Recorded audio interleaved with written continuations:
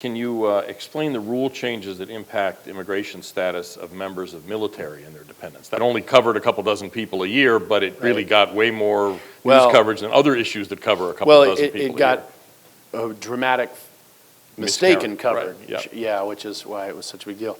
And I'll tell it to you in the boring fashion. So here is the radical maneuver we made in this space. Instead of filling out an N600, now you have to fill out an N600K.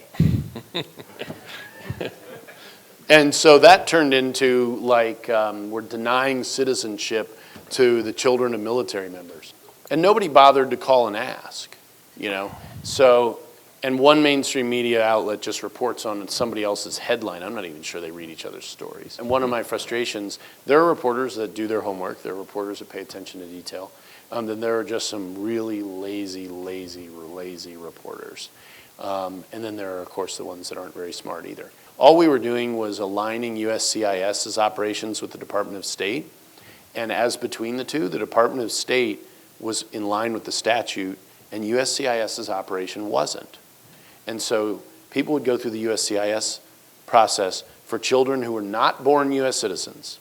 So they're coming from other countries. Say a U.S. citizen military member marries a foreigner who has a child of that marriage. So to get that child in the country and to get them on the citizenship path, we treated residents on a military base like it was residents in the United States. And that is not what the statute says.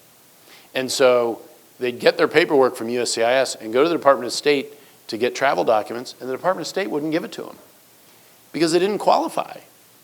And so people were getting things from us then thinking they qualified for X status, and they didn't. So we were bringing our process within the boundaries of the law, and the media, as I said, in our most paranoid, delusional, creative moments, didn't conceive that they would run with a story in that way.